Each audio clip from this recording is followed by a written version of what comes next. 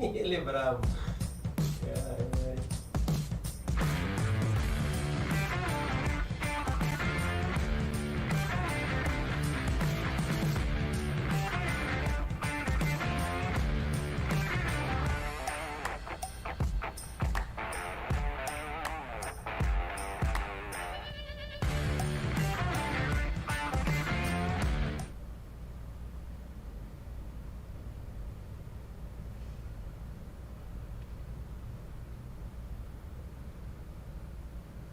Show!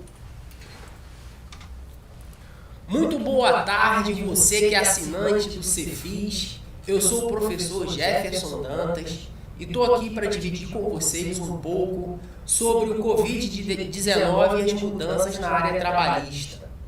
Então, eu convido você exatamente nesse momento que está acompanhando esse treinamento de modo ao vivo pelos nossos canais do Cefis e depois vai ter acesso a essa gravação na plataforma, né, Cefis, a participar desse treinamento, em poder efetuar perguntas através do nosso chat e até mesmo poder interagir com a gente aqui para que a gente possa discorrer esse treinamento de uma maneira bem simples e objetiva, tá bem? Bem, eu gostaria de iniciar esse treinamento, vou botar aqui em modo apresentação, ok? Abordando inicialmente o Decreto Legislativo número 6 de 2020, no qual reconheceu a ocorrência do estado de calamidade pública e os seus efeitos até o dia 31 de dezembro do ano de 2020. Então, toda a estratégia adotada por uma organização, por uma empresa, para atender a legislação trabalhista, que envolve ali a parte de redução de salário, suspensão de contratos, ela tem que ser formalizada até essa data, né? Essa data é o que estabelece o limite de negociação, não somente coletiva, mas também individual, como propriamente as publicações, as últimas publicações do governo federal vêm divulgando. Então essa data é um marco, a gente não pode deixar de utilizar ela como referência para celebração de acordos, né, para negociação, enfim, para estabelecer ali práticas de gestão nesse período de calamidade que possam contribuir com a gestão da empresa nessa área trabalhista. E eu gostaria de abordar com vocês alguns temas que no decorrer, né, do período da calamidade se tornaram temas muito atuais, muito discutíveis, né, para a gente poder diminuir um pouco, né, a influência desse período de pandemia dentro da gestão de uma empresa. Então, o governo federal, logo no início, publicou uma medida provisória 927, justamente para poder amenizar esses efeitos negativos na gestão da área trabalhista.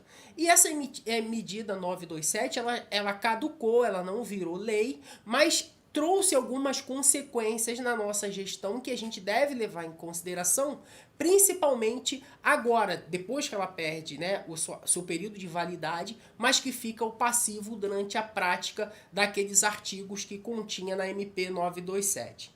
Então, por exemplo, no capítulo 2, artigo 4º, dizia: durante o período de calamidade pública, o empregador poderá alterar o regime de trabalho presencial para o teletrabalho independente da existência de acordos, dispensado de alteração de contrato de trabalho. Bem, então, nessa situação ficou claro que o governo federal pensou na possibilidade de utilizar a modalidade de teletrabalho, principalmente para aquelas atividades que possam ser exploradas o recurso tecnológico, né?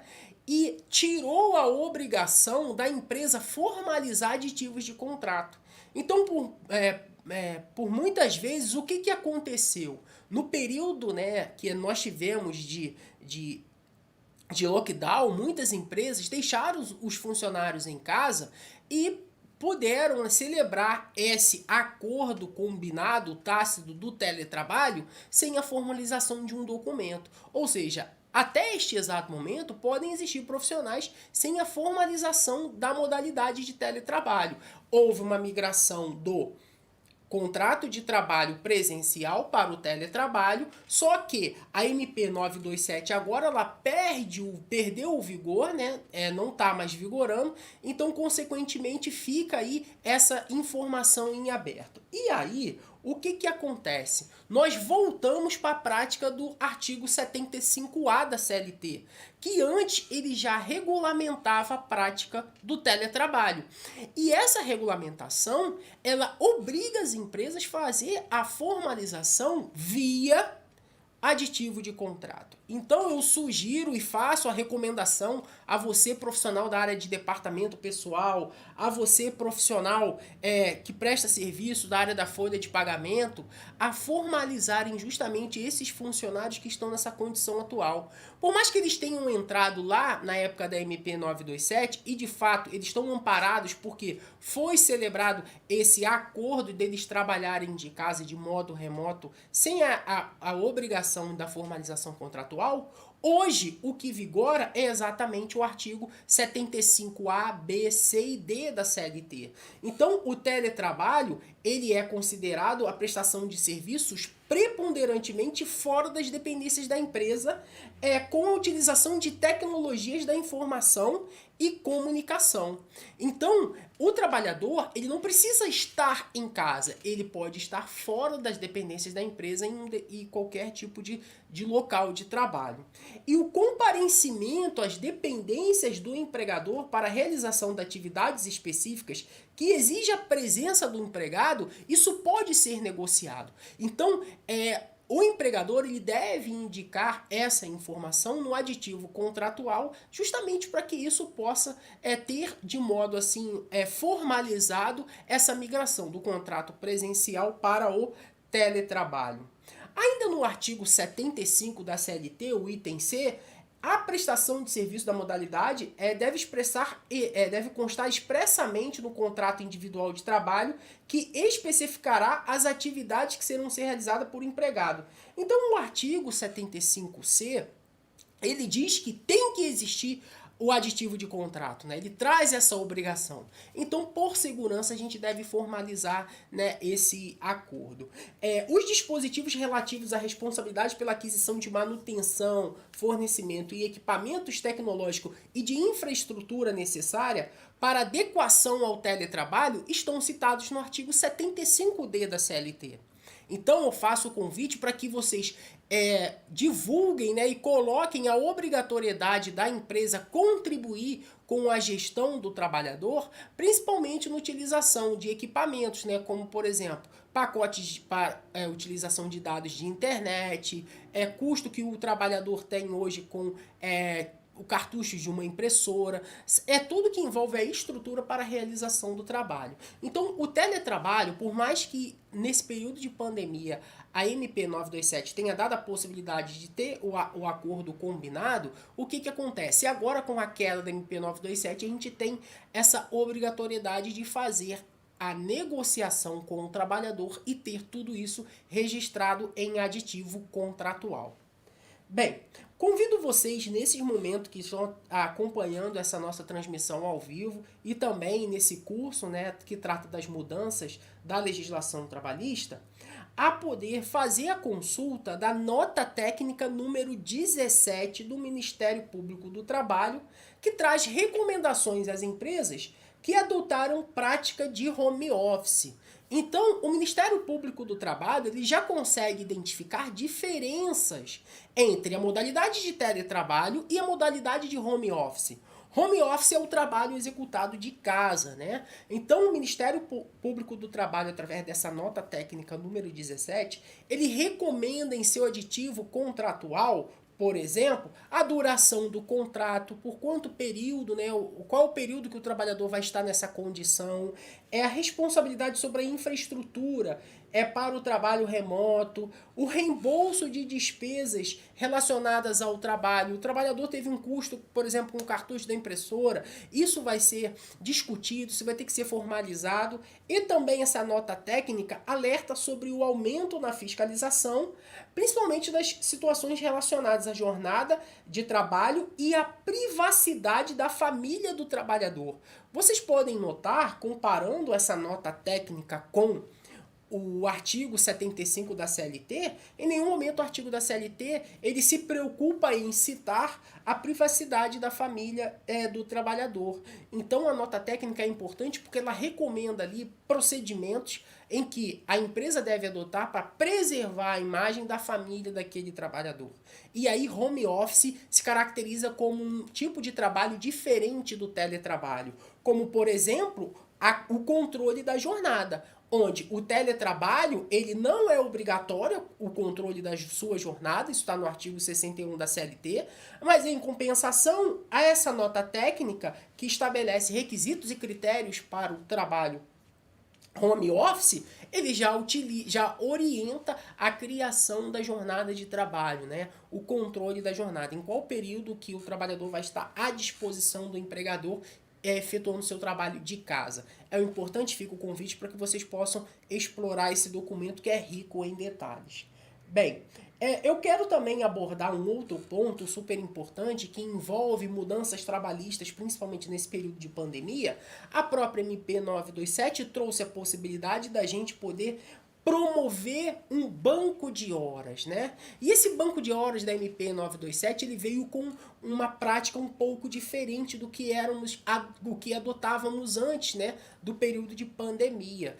Então, o banco de horas, né, sugerido pelo MP 927, que reafirma, ela caducou, ficam autorizadas a constituição de regime especial de compensação de jornada por meio de banco de horas em favor do empregador ou do empregado, estabelecido por meio de acordo coletivo individual para compensação no prazo de até 18 meses, contada a data do encerramento do estado de calamidade pública. Então nós temos ali 18 meses, né? 18 meses é um período um pouco diferente, né, do que vinha sendo estabelecido pela própria CLT antes do período de calamidade pública, antes da MP 927. E aí, o que isso traz assim de confusão um pouco pra gente? Suponhamos que uma empresa já tenha estipulado o banco de horas, certo? E aí, esse banco de horas está de acordo com o artigo 58A da própria CLT, que estabelece a compensação em até 6 meses. Só que aí, naquele momento em que a empresa entra no cenário de pandemia e se adequa à MP 927, ela passa a adotar a gestão do banco de horas com um período de compensação de até 18 meses. Só que essa compensação só pode ocorrer após o término do encerramento do estado, após o encerramento do estado de calamidade pública. Ou seja, o trabalhador ele só pode compensar esses horários a partir do dia 2 de janeiro. Então fica o convite para que vocês possam fazer a separação dessas informações, tá ok? Eu coloco aqui ainda um descritivo que fala: banco de horas é igual a acumular horas extras para tirar folga posteriormente. Porque de fato ele tem essa finalidade. Você deixa de pagar hora extra para o trabalhador e faz a gestão do banco de horas, né? Você acaba acumulando essas horas e concede folga para o trabalhador lá na frente. O parágrafo 5º, né, desse artigo diz que o banco de horas que trata o parágrafo 2º do artigo poderá ser pactuado por acordo individual, desde que a compensação ocorra no período máximo de 6 meses. Então isso é importante, gente, porque nesse artigo 5º nesse parágrafo 5º do artigo 58A da CLT, ele é muito claro, estabelece o prazo máximo de 6 meses. Só que as horas que vocês conseguiram acumular dos trabalhadores que de fato estavam atendendo a MP 927, elas só poderão ser compensadas a partir do dia 2 de janeiro de 2021 e vocês terão prazo de... um prazo de 18 meses para compensação. Então isso é importante, né? Comparado com o que as empresas adotavam anteriormente, que seria 6 meses, então eu sugiro que seja feita a separação. Essa é uma medida, essa é uma mudança causada também da reforma da Covid-19, ok? E aqui vamos para um próximo assunto muito relevante que trata especificamente da antecipação de férias, que é um assunto que veio também na MP 927 e traz reflexos agora na legislação atual. Para você que está acompanhando essa transmissão no nosso canal no YouTube, faço o convite, quem tiver dúvida pode fazer a pergunta. A pergunta a gente vai ter acesso aqui agora de modo imediato para a gente interagir, né, sobre esse curso, né, Covid-19, as mudanças na área trabalhista. Então, lá no capítulo 3, na MP 927, que perdeu já sua validade, como eu já abordei anteriormente, o artigo 6º diz: durante o estado de calamidade pública, ou seja, até esse período, 31 de dezembro, né, a que se refere o artigo 1º, o empregador informará o empregado sobre a antecipação de férias com antecedência de no mínimo 48 horas por escrito ou por meio eletrônico ou com indicação de férias ou indicação do período a ser gozado pelo empregado. Bem, o que isso aqui traz de atenção para a gente? Naquele ambiente, né, naquele cenário que a gente viveu nesses 120 dias da MP 927, nós poderíamos antecipar as férias do trabalhador sem a necessidade de comunicar com os 30 dias de antecedência. Só que essa prática ela terminou, ela não pode ser mais adotada. Então, a legislação trabalhista ela é muito clara, né? Principalmente na sua Lei 7.414 de 1985, que diz, no artigo 135 da CLT, que a concessão das férias será participada por escrito ao empregado com antecedência de no mínimo 30 dias. Dessa participação, o interessado dará o recibo. Então, a empresa é obrigada a comunicar ao trabalhador com 30 dias de antecedência que ele está ali programado para tirar férias, que está, de fato, antecipando as férias desse funcionário.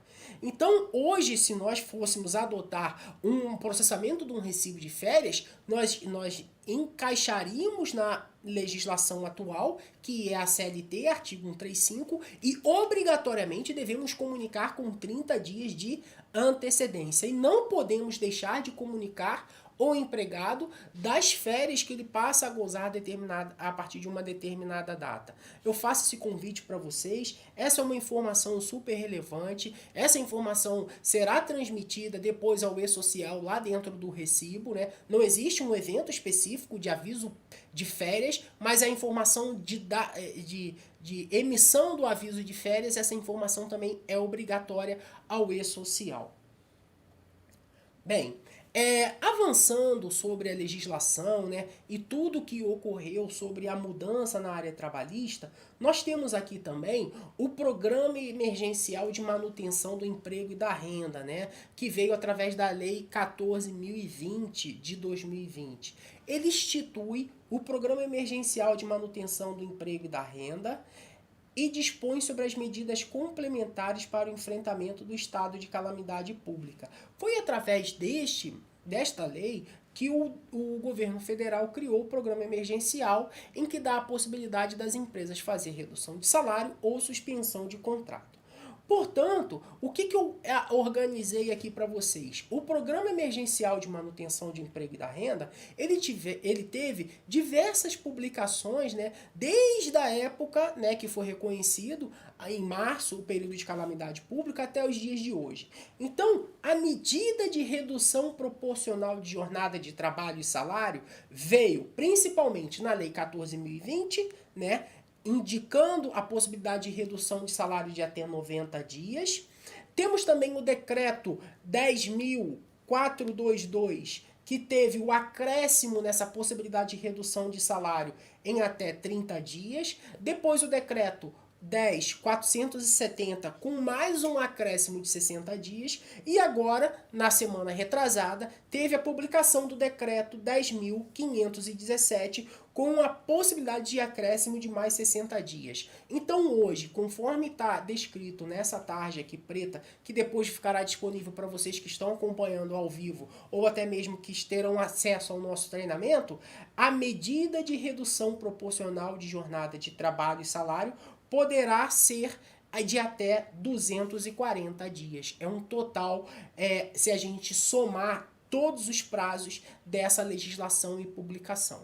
Bem, logo em seguida eu separei o segundo quadro, que traz a medida de suspensão temporária do contrato de trabalho. Então eu vou indicar também a legislação e os prazos. E nesse caso nós temos aqui a Lei 14.020, que traz o prazo de 60 dias para situações de suspensão temporária. Depois o decreto 10.422, que acrescenta mais 60 dias. O decreto 10.470 também acrescenta 60 dias. E agora o último decreto 10.517, que também acrescenta 60 dias. Então hoje uma empresa ela tem a possibilidade de suspender o contrato de um trabalhador de um prazo máximo de até 240 dias, conforme esse histórico, né, de acordo que a legislação foi publicada.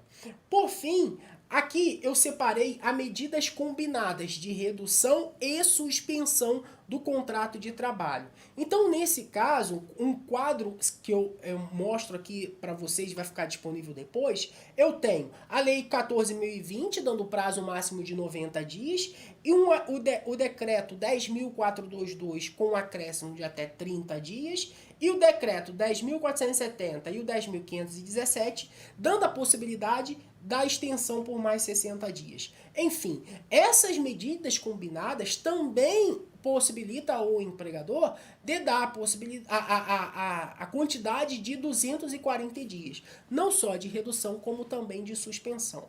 Então são situações que a gente acompanhou, né, no decorrer desse período de calamidade pública, que facilitou principalmente os gestores da empresa e seus empresários nesse momento em que a produção das empresas teve uma redução significativa.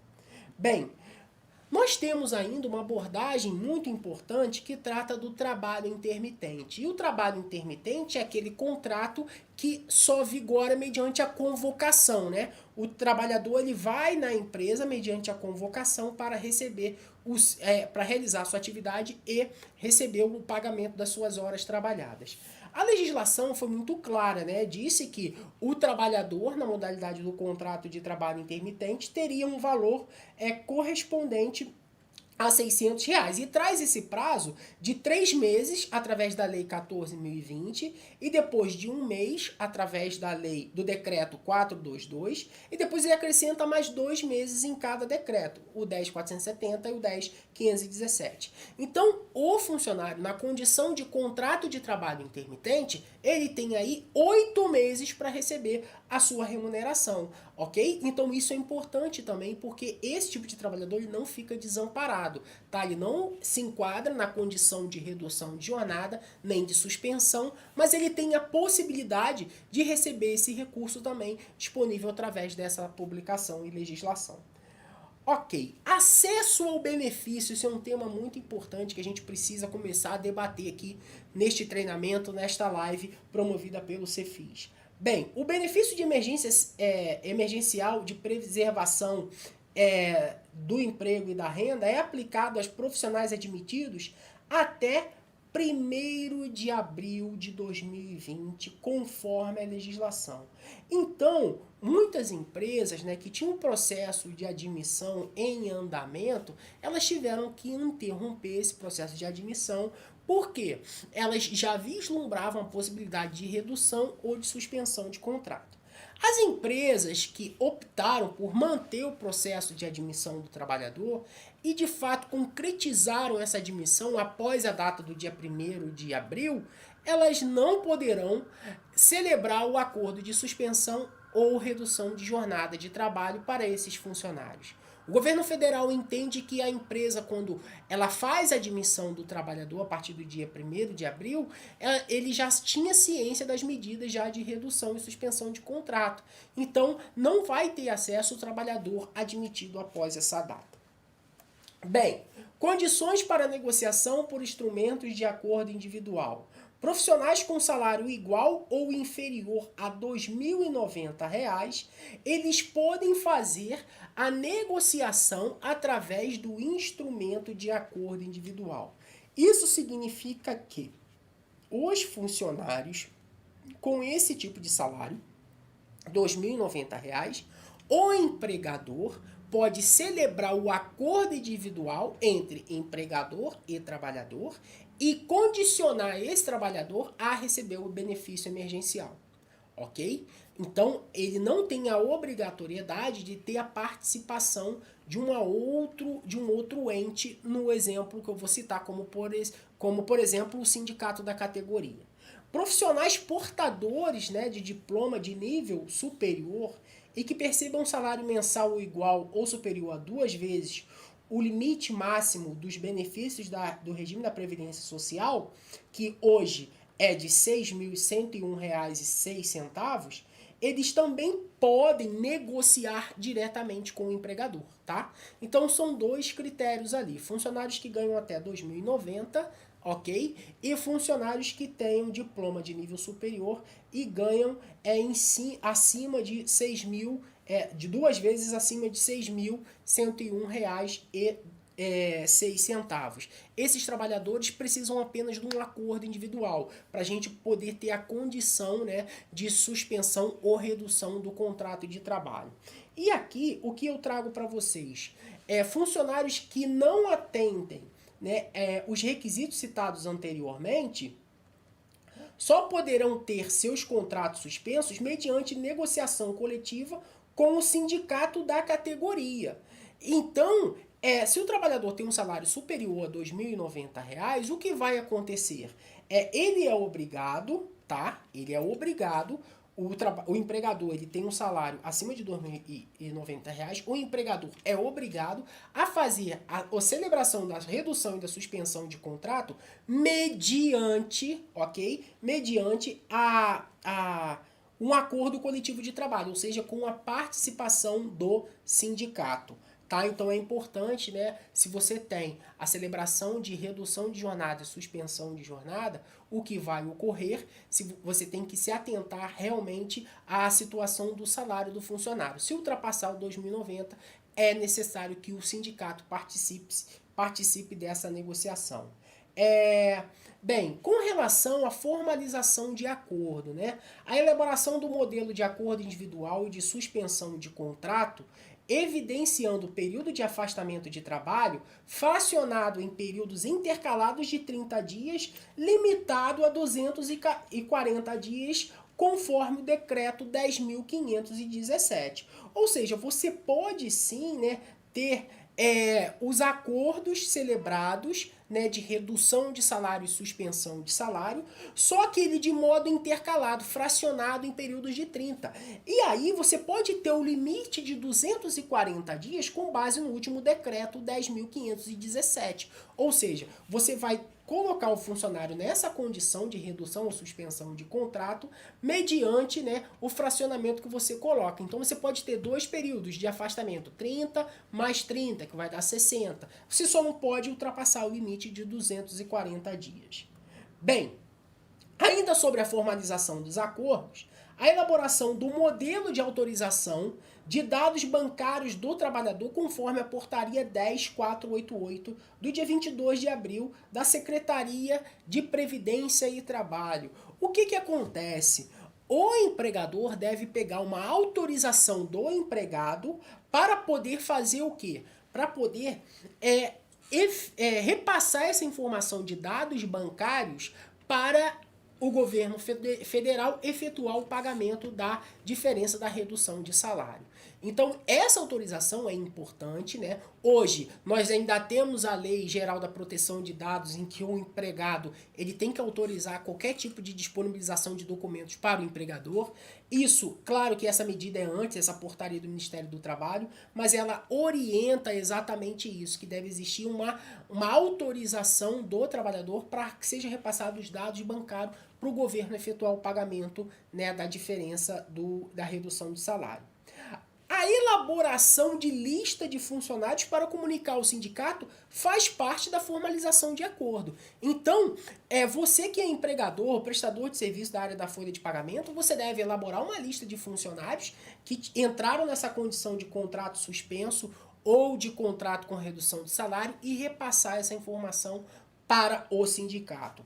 A inclusão no portal do empregador web dos funcionários na condição de redução ou suspensão também é o último processo, porque na verdade ela valida, né? Você vai colocar ali tudo que aconteceu naquele momento para que o trabalhador tenha acesso à redução de jornada ou então à suspensão contratual, ok? Bem, agora nós vamos para a próxima informação, que é super importante, que trata do benefício do trabalhador, né? Durante o período de suspensão de contrato, todos os profissionais deverão continuar recebendo os benefícios cedidos pela empresa.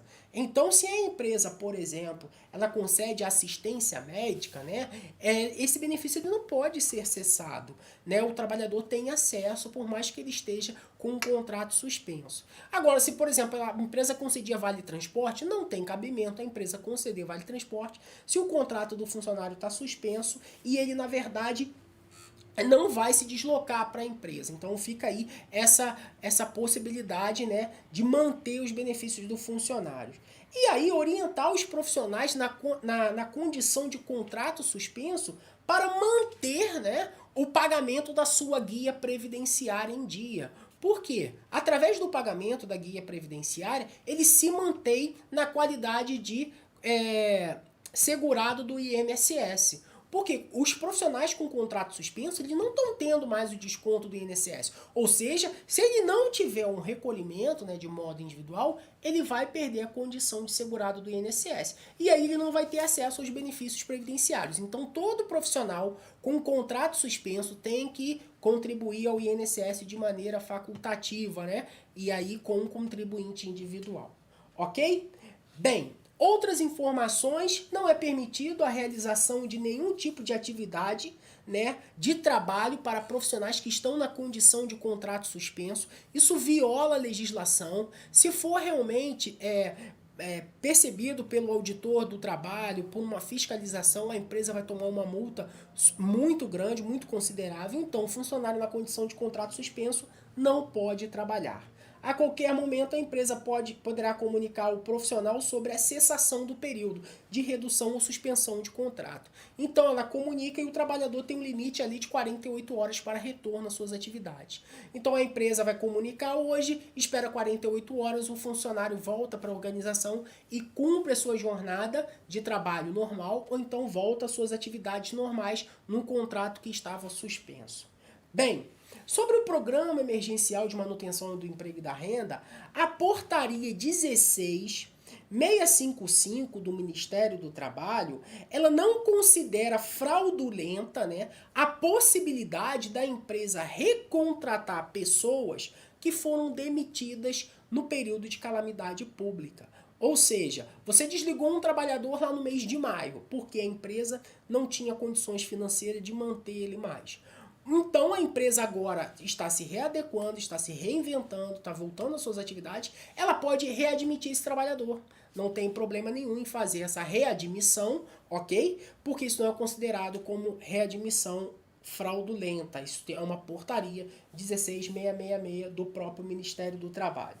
Bem, aqui nós temos uma informação super importante, né? Que trata o Programa Emergencial de Manutenção do Emprego e a Renda, tratando sobre férias e redução de salários.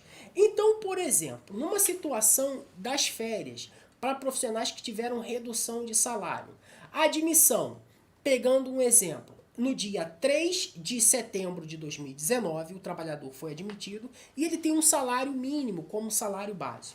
Vocês podem notar que o período aquisitivo de férias é desde o momento da admissão, tá ok? Até ele completar um ano na empresa. E suponhamos que esse trabalhador, ele tem ali, na verdade, uma redução de salário que aconteceu do dia 2 de abril até o dia 31 de maio, totalizando 60 dias. Vamos supor que esse trabalhador teve essa redução ali de 25, 50 ou 75%, não tem nenhum tipo de problema.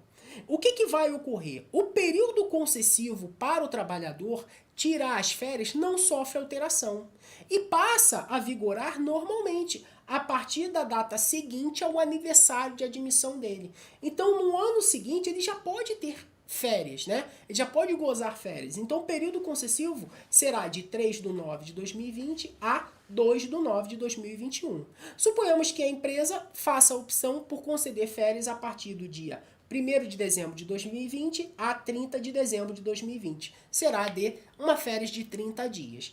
E a remuneração do funcionário, por mais que tenha sofrido uma redução, ela não vai sofrer nenhum tipo de alteração na hora de conceder férias, né? Então, as férias para funcionários que tiveram redução de salário não sofrem nenhum tipo de alteração. Bem, aqui surgiu uma pergunta: como fica o 13º para quem teve redução salarial na pandemia? Eu vou responder isso já já. Tem aqui um slide específico que eu vou tratar desse assunto. O trabalho remoto permanente precisa de nova e rápida regulamentação? Sim, eu entendo que sim. O trabalho remoto de modo permanente, você deve formalizar um aditivo de contrato para que o trabalhador e o empregador estejam amparados sobre essa mudança, né, de modalidade de trabalho. E agora nós vamos tratar de férias, só que para suspensão de contrato. E aí vai ter um reflexo sim. A admissão do trabalhador, pegando o mesmo exemplo, a partir de 3 de setembro de 2009, o salário R$ 1.045, suspensão de contrato. Vamos supor que essa suspensão tenha ocorrido entre o dia 2 de abril até o dia 31 de maio, há um período de suspensão de 60 dias. O período aquisitivo dele vai ter uma parte que vai contar de 3 de setembro de 2019 até o dia 1º de abril de 2020. Por quê? Porque antes, né, da suspensão de contrato, o período estava em contagem normalmente. Como houve uma suspensão de contrato, a gente interrompe a contagem do período aquisitivo de férias. E aí, a segunda parte do período aquisitivo vai dar continuidade a partir de 1º de junho de 2020, porque é o dia seguinte ao que o funcionário teve de término lá da suspensão de contrato. E aí, consequentemente, o período aquisitivo do trabalhador, ele se estende um pouco mais. Por quê? Porque dentro desse período houve uma suspensão de contrato. Então devemos aumentar a contagem até que atinja ali os 12 avos que o trabalhador vai ter de férias, os 12 meses do período aquisitivo. Bem, o período de concessivo então passa a vigorar a partir do dia 3 de novembro de 2020 até 2/11 de 2021, e o período de férias ele pode ser concedido já a partir do mês de dezembro, né, e sem interferência nenhuma no salário do funcionário, porque por mais que tenha suspensão de contrato, ele não vai interferir em nenhum momento, né, sobre o cálculo da remuneração do trabalhador. Bem, sobre férias para suspensão de contrato ainda, ok? O trabalhador terá direito a férias e a sua remuneração de modo integral. Atenção ao artigo 133 da CLT, que traz a seguinte redação: não terá direito a férias o empregado que no curso do período aquisitivo tiver percebido da Previdência Social prestações de acidente de trabalho e auxílio-doença por mais de 6 meses. Então, em situações de suspensão de contrato, devido às medidas de pandemia, o Covid-19, o que vai ocorrer? O trabalhador ele não perde o direito às férias. Ele só vai perder direito às férias quando ele tiver recebendo da Previdência Social, né, informações de acidente de trabalho ou auxílio-doença por mais de 6 meses, o seu salário. E somente nessa condição. Na condição do programa emergencial, o trabalhador não perde o seu direito das férias. Ele terá direito às suas férias de modo integral, normal, sem nenhum tipo de não será prejudicado em nenhum momento. O que a gente deve fazer é a contagem. Não devemos considerar o período do contrato suspenso, e sim prorrogar a contagem do período aquisitivo desse trabalhador.